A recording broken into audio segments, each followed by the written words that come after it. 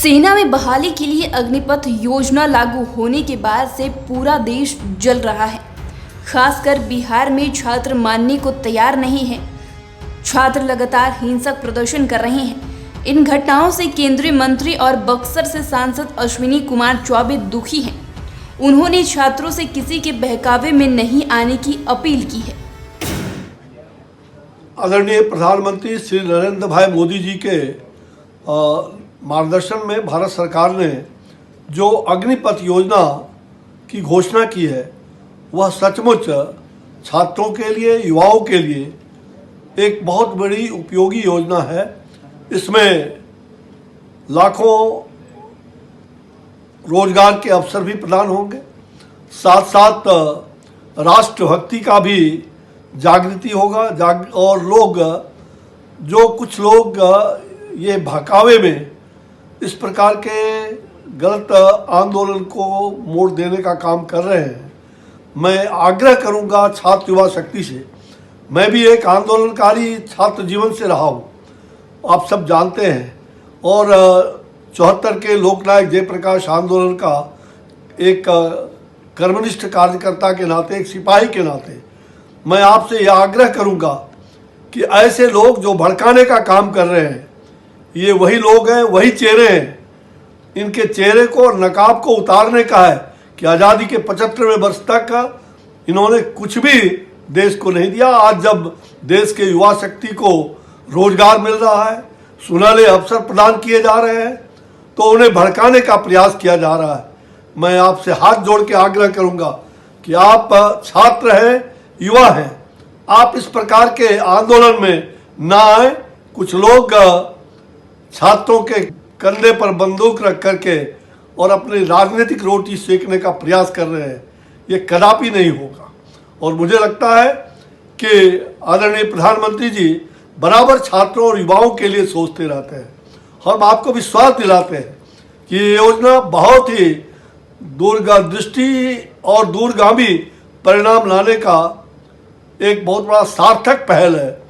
और मुझे ऐसा विश्वास है कि इस योजना से लाखों छात्र युवा लाभान्वित हो ही नहीं, बल्कि उनमें जो राष्ट्रभक्ति जगेगा, राष्ट्रभक्ति लो हृदय में हो खड़ा यदि राष्ट्र सारा, तो मुझे आज के इस युग में, आज के इस राष्ट्र निर्माण के लिए हम सभी अग्निपथ पर आकर के और हम ये संकल्प लें, हम देश के लिए, दुनिया के तमाम ऐसे बड़े बड़े कई देशों में, इजराइल में भी ये काम होता रहा है, हर लोग वहाँ सेना में है।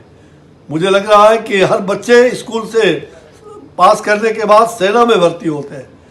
तो ये तो आपके रोजगार के अनेक साधन दिए, इसको आप समझिए, इसको जानिए, और आपका निश्चित रूप से भविष्य भी उज्जवल होगा।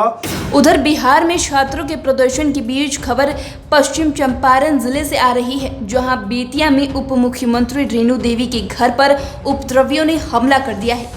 लगातार बीजेपी के नेताओं के ठिकानों को निशाना बनाया जा रहा है। छपरा में बीजेपी के विधायक के घर पर हमला हुआ था। इसके बाद बीजेपी कार्यालय के ऊपर भी कई जगह हमला हुआ और आज डिप्टी सीएम रेणु देवी के आवास पर बेतिया में प्रदर्शनकारियों ने हमला बोला है। सरकार की तरफ से सेना बहाली की नीति बदले जाने को लेकर लगातार उग्र प्रदर्शन देखने को मिल रहा है। प्रदर्शन के तीसरे दिन आज सुबह से ही बिहार के सभी जिलों में छात्र उग्र आंदोलन करते नजर आ रहे हैं। रेलवे के बाद अब प्रदर्शनकारी छात्र सड़क पर भी उतर आए हैं। छात्रों के कब्जे में रेलवे परिसर हो गया है। भाजपा कार्यालय में अभ्यर्थियों ने जमकर उत्पात मचाया। भाजपा कार्यालय में ही आग लगा दी थी। इसके बाद ही नवादा आ रही वारिसलीगंज की विधायक अरुणा देवी की गाड़ी पर अभ्यर्थियों ने पथराव कर दिया। महिला विधायक बाल बाल बच गई और पैदल ही मौके से जान बचाकर निकल गई, मगर गाड़ी के शीशे टूट गए और ड्राइवर समेत अन्य लोगों को चोटें आई हैं। बता दें कि अग्निपथ योजना के विरोध कर रहे अभ्यर्थियों का आक्रोश बढ़ता जा रहा है।